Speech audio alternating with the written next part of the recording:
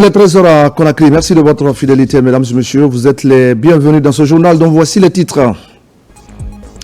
Comment décongestionner le port de Conakry? Le ministre des Transports discute de la question avec les acteurs concernés et une réunion importante qui doit déboucher sur des solutions en faveur de ce secteur stratégique. Lutte contre les feux de brousse. Les initiatives se mettent en place en Guinée forestière. Ce sont les femmes qui tiennent le flambeau et qui sensibilisent autorités et partenaires sur le sujet.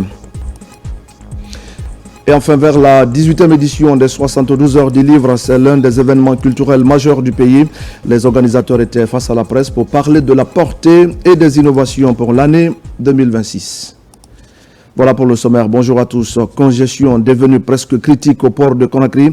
Une réunion d'urgence s'est tenue entre le ministre des Transports et les autorités portuaires.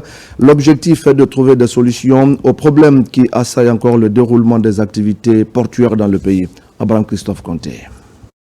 Des quais saturés, des délais de livraison rallongés et des opérateurs économiques sous pression. La situation portuaire inquiète.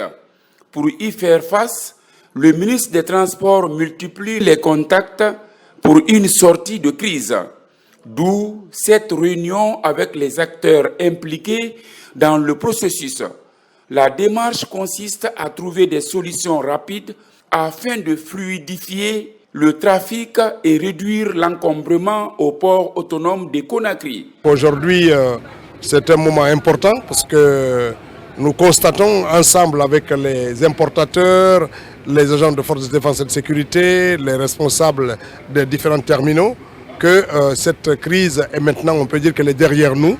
Et nous continuons à maintenir un service minimum pour renforcer les activités du port, entre autres le maintien du fonctionnement H24 qui est demandé par tout le monde finalement et qui va permettre de rendre encore plus compétitif le port de Conakry. Parmi les sujets évoqués, l'extension des sites pour désengorger des pistes de travail, ensuite une meilleure coordination entre les différents services impliqués dans le processus des activités portuaires. Tout cela pour accélérer le traitement des marchandises afin d'éviter le blocage et soutenir l'économie guinéenne. Le président de la République a été attentif.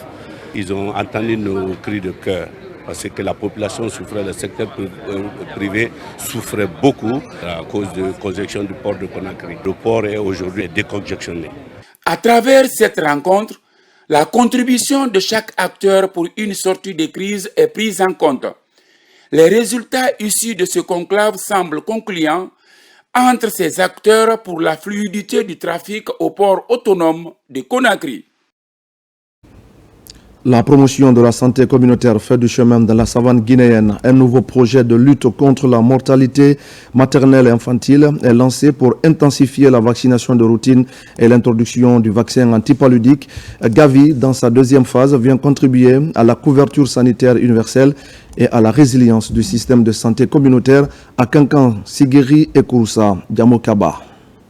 Dans le registre de la santé communautaire, Nabaya est mobilisé pour accueillir un nouveau projet médical. L'Alliance du vaccin Gavi lance officiellement sa deuxième phase pour les communautés. La nouvelle aventure ambitionne grand pour faciliter l'introduction des vaccins contre la mortalité maternelle et infantile. Il faut dire que nous nous inscrivons dans une continuité.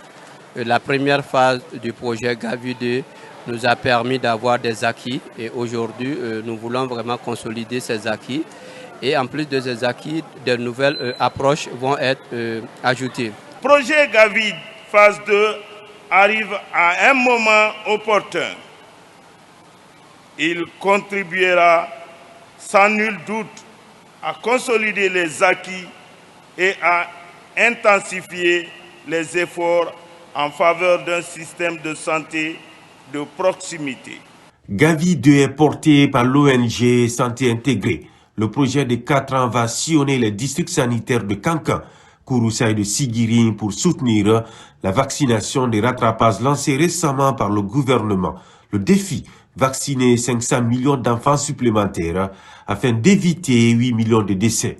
Nous allons voir chaque mère, chaque femme tombe enceinte quand c'est le bon moment pour elle et pour sa famille. Que chaque enfant grandit comme il faut à cause des vaccinations. chaque famille a la confiance dans leur système de santé parce que les agents sont bien formés et ils prennent soin d'eux. Vaincre les inégalités d'accès aux soins est un combat au quotidien de l'ONG Santé Intégrée en partenariat avec l'Alliance du vaccin, deux institutions internationales dont les interventions sont guidées par le leadership politique du gouvernement et l'engagement communautaire pour le bien-être des enfants et leurs mamans. Dans l'actualité encore ce mercredi, les autorités judiciaires et les acteurs impliqués dans la protection des droits de l'enfant se sont retrouvés pour le lancement de la campagne de vulgarisation du Code de l'enfant. Cette démarche va aider les citoyens à s'approprier le contenu du document en vue de renforcer la protection et de garantir les droits des enfants. Tcherno Younoussaba, Abakar Amikamara. Vaste campagne de vulgarisation du Code de l'enfant, l'initiative répond au principe selon lequel nul n'est censé ignorer la loi. Une appropriation du texte par les citoyens qui devraient aider à protéger les enfants. Dans un environnement urbain complexe, comme celui de Conakry, marqué par des mutations sociales rapides, des pressions économiques et des vulnérabilités multiples, la diffusion effective des normes protectrices de l'enfant devient un impératif de gouvernance judiciaire et sociale. Dans tout le sens de la présente campagne de vulgarisation, le Code de l'enfant constitue un véritable bouclier de protection. Il garantit les droits fondamentaux de chaque enfant, sans distinction, et encadre les responsabilités de tous les acteurs impliqués dans sa protection. Cette rencontre s'inscrit dans un contexte marqué par la promotion des droits de l'enfant consacrés par la loi fondamentale. À travers une large communication dans les communes de Conakry, les initiateurs comptent faire vivre le Code de l'enfant à la base afin de renforcer les mécanismes de protection des droits des mineurs. La Guinée dispose d'un Code de l'enfant solide, qui a été adopté par l'Assemblée nationale le 3 décembre 2019 et promulgué le 11 mars 2020. Depuis l'adoption du Code de l'enfant, plusieurs activités ont été menées pour assurer l'application effective du Code dans la protection des enfants. Cette vision s'inscrit en droite ligne des orientations stratégiques des plus hautes autorités de notre pays, notamment celles exprimées par M. le Président de la République, qui place la jeunesse et les femmes au cœur des priorités nationales, dans une perspective de développement durable et inclusif. Le Code de l'enfant constitue un instrument juridique fondamental. Il incarne notre engagement collectif à garantir à chaque enfant un environnement protecteur, respectueux de sa dignité et propice à son épanouissement. Cette cérémonie de lancement a mobilisé toutes les structures qui interviennent dans la promotion et la protection des droits des enfants. À Nairobi maintenant, décideurs et experts sont réunis pour réfléchir à des solutions en faveur des villes plus inclusives et durables. La Guinée prend une part active aux travaux du Forum urbain africain, une rencontre qui se tient sur 3 jours. Un rendez-vous qui s'inscrit également dans la dynamique préparatoire du Forum urbain mondial prévu en mai prochain à Bakou. Envoyé spécial Maïmouna Bella Diallo. À Nairobi, au Kenya, la Guinée prend part au 2e Forum urbain africain.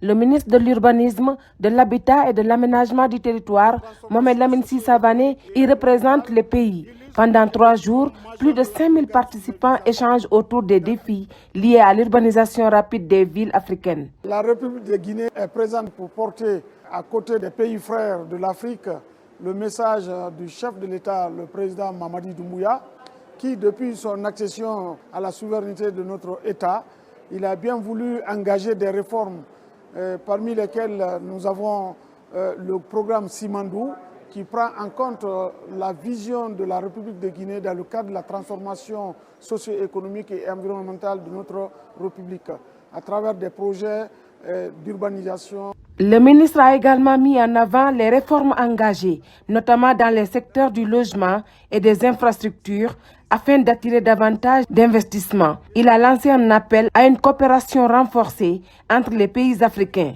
pour bâtir des villes inclusives, durables et porteuses de croissance. Nous attendons une mutualisation de nos outils de planification, mais surtout de la mobilisation des ressources pour permettre aux pays africains, notamment à la République de Guinée, de faire face à son ambition de procéder à la réalisation de 50 000 logements décents et abordables d'ici l'horizon 2030. De leur côté, les experts appellent à renforcer la planification urbaine et à mobiliser davantage de financement pour accompagner la croissance des villes africaines. Organisé sous l'égide de l'Union africaine avec l'appui d'ONU Habitat, ce forum s'inscrit dans la préparation de la participation africaine au Forum urbain mondial 2026 prévu en mai à Bakou. Retour en Guinée et nous allons parler du lancement à Dinguiraye de la formation sur la législation environnementale, sociale et du genre et sur les bonnes pratiques dans le secteur minier. C'est dans le cadre du projet de gestion des ressources des mines et de l'environnement. Un des objectifs est de faire connaître aux participants les impacts négatifs et positifs potentiels des activités minières. On fait le point avec Ibrahima Oulin Fofana. Déforestation, dégradation des sols ou encore pollution des eaux de surface. C'est l'image des activités minières dans la savane guinéenne. Face à ces dommages, le projet de gestion des ressources naturelles minières et de l'environnement intervient sur le terrain. Ici, à Dinguiraye, les acteurs concernés sont formés et informés sur la législation environnementale.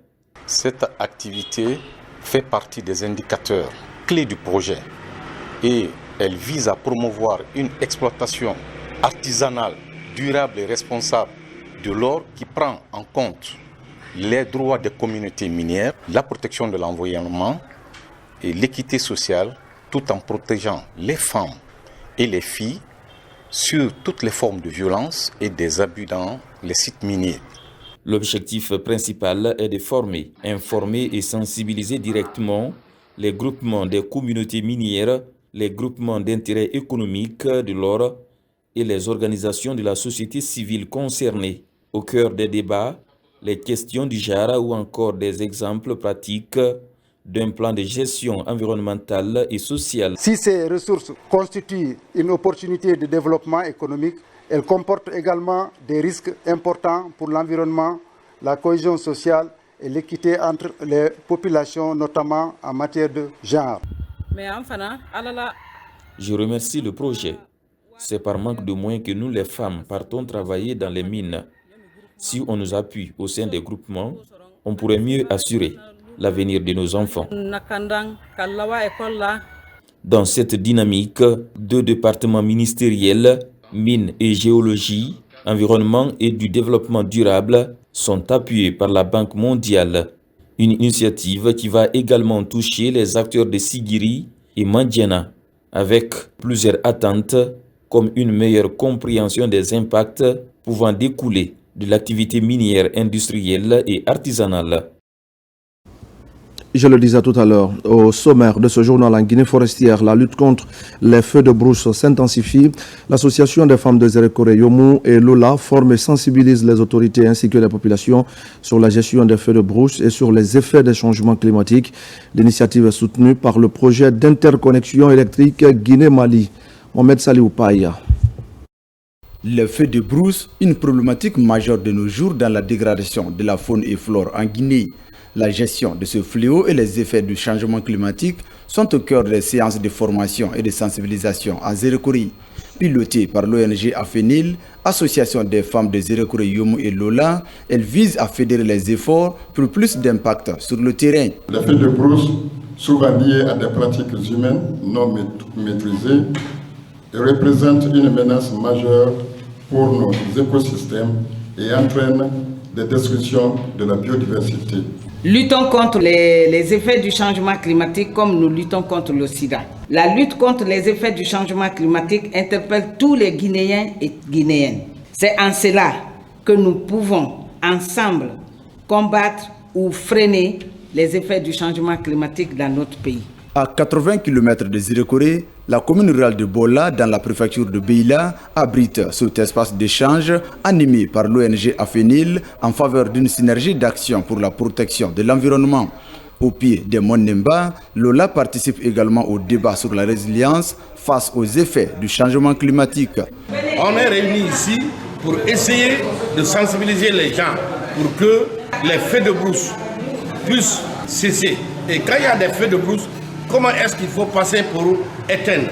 Ces activités de formation et de sensibilisation sont soutenues par le projet d'interconnexion électrique Guinée-Mali sous le financement de la Banque mondiale. Ce programme s'inscrit dans le cadre de la compensation de nos impacts sur la biodiversité. Le projet est très satisfait de l'avancement de l'activité de reboisement. Parce que qui parle de reboisement sans sensibilisation et la prise de conscience, on n'a rien fait. Protéger notre environnement afin d'assurer le bien-être socio-économique des riverains des forêts classées, tel est l'objectif de cette initiative de gestion rationnelle des ressources naturelles du pays.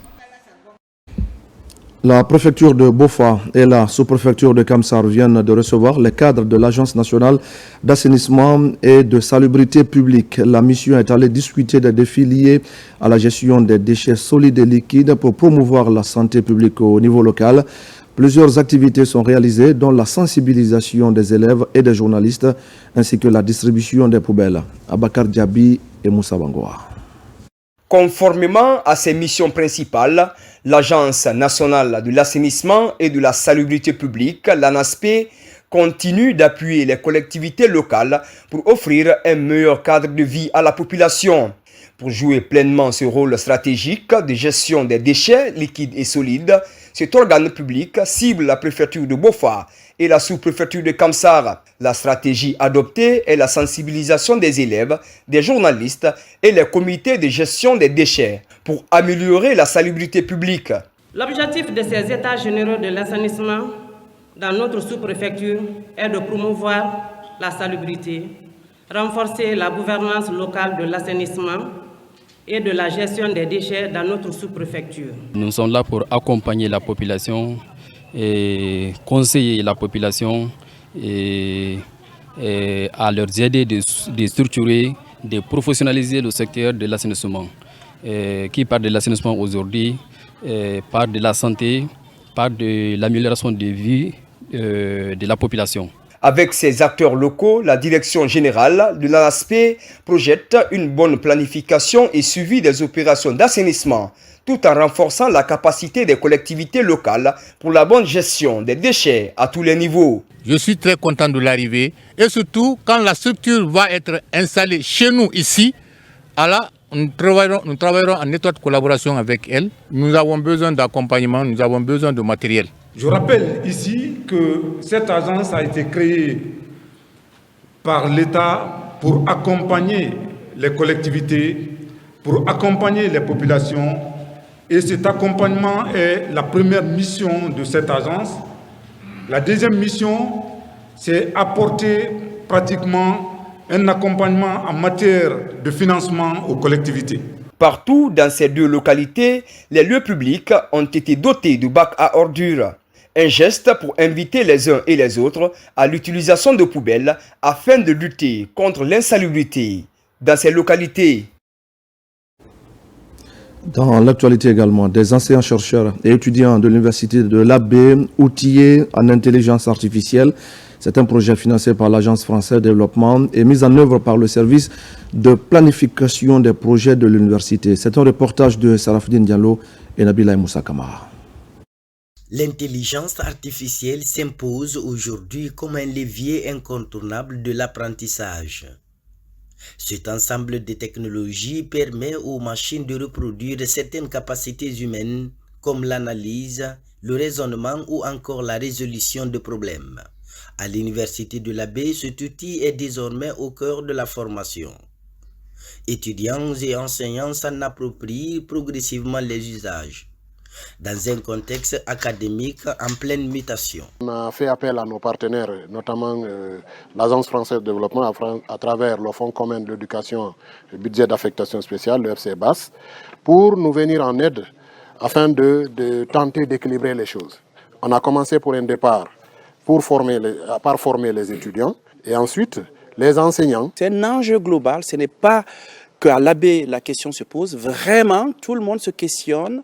Comment réadapter ses manières, ses habitudes de faire à l'aune de cette nouvelle technologie.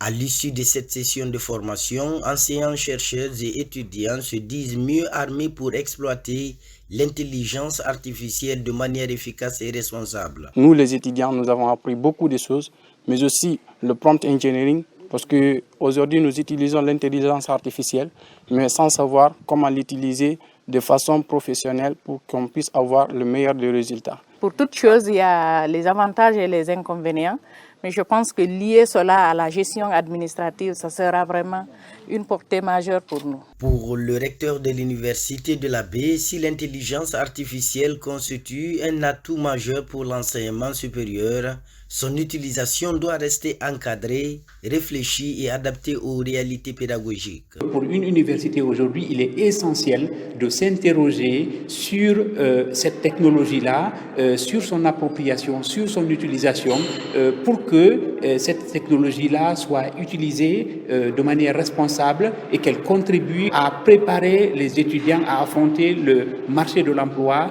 qui va nécessairement aujourd'hui être affecté par l'intégration de cet outil-là. Financée par l'Agence française de développement, cette initiative s'inscrit dans un programme porté par le service de planification des projets de l'université. Objectif, renforcer les capacités des acteurs académiques face aux défis du numérique. Au ministère de l'Enseignement technique et de la formation professionnelle, l'heure est à la préparation active des Olympiades des métiers. L'événement aura lieu à partir du 22 avril prochain. En conférence de presse, le ministre Alpha Bakar Bari a annoncé la couleur de l'événement et rappelé ses objectifs clés. Compte rendu, Tcherno Ousmane Diallo. Pour la 3e édition des Olympiades des métiers prévue les 22, 23 et 24 avril prochains à Conakry, le thème retenu est « Pouvoir des métiers, relever les talents et promouvoir l'excellence ». Face à la presse, le ministre de l'Éducation nationale, de l'alphabétisation, de l'enseignement technique et la formation professionnelle revient sur les éléments caractéristiques de cette édition qui réunira les acteurs du système éducatif et du monde du travail œuvrant dans la promotion des métiers. Cette année, nous allons démontrer que l'enseignement technique et la formation professionnelle à travers ces institutions de formation sont capables d'être interopérables et que chacun dans son métier peut participer à l'organisation de ces Olympiades. La partie compétition est confirmée, va connaître donc la finale, les régions vont compétir et les gagnants vont être récompensés. Les gagnants au niveau national seront aussi sélectionnés pour participer au prochain World Skills. La 3e édition des Olympiades des métiers sera aussi caractérisée par de nombreux stands d'exposition qui valoriseront l'enseignement technique guinéen. Un moment de partage où sont aussi prévues des activités de formation et de mise en relation pour l'insertion socio-professionnelle des jeunes. C'est important aussi qu'on puisse profiter de cet événement pour qu'on puisse organiser des masterclass sur les questions de développement personnel. Au-delà des acteurs locaux du système d'enseignement technique, l'édition 2026 des Olympiades des métiers se présente aussi comme une opportunité pour la diaspora guinéenne de participer à l'essor de la formation professionnelle. À travers le monde, de nombreux invités sont attendus pour découvrir la vision de la Guinée dans le secteur et partager leur expérience.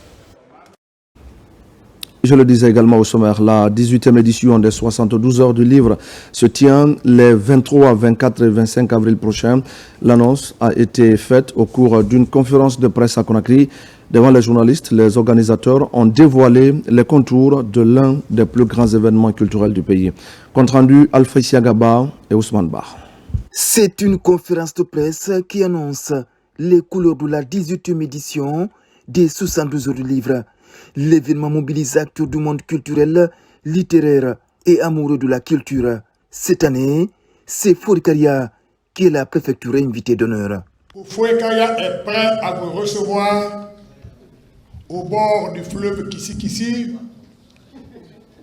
le 26 avril 2026. C'est une réalité que nous vivons et surtout une responsabilité que nous portons. Celle d'accompagner une jeunesse connectée, ambitieuse, talentueuse, à transformer le numérique en un levier de création, d'innovation et d'impact positif pour notre société. Plus qu'un événement littéraire, les 72 heures du livre sont considérées comme un espace d'échange d'idées culturelles et met surtout en avant le génie créateur guinéen. Les 72 heures du livre, ce n'est pas seulement un salon, c'est une aventure humaine. C'est une aventure culturelle, C'est une aventure profondément guinéenne. Une aventure qui, depuis 18 éditions, nous rappelle que le livre n'est pas un objet silencieux posé sur une étagère, mais une force vivante, une force qui éveille, relie, élève et transforme. De prendre le livre avec autant de ferveur, c'est parce qu'une vision forte s'est imposée, celle de faire de la culture un pilier stratégique du développement national conformément au programme Simandou 2040, notamment en son axe 2 dédié à l'éducation et à la culture. Oui, la culture n'est plus périphérique dans notre pays, elle est centrale, elle est structurante, elle est un levier économique, social et identitaire puissant.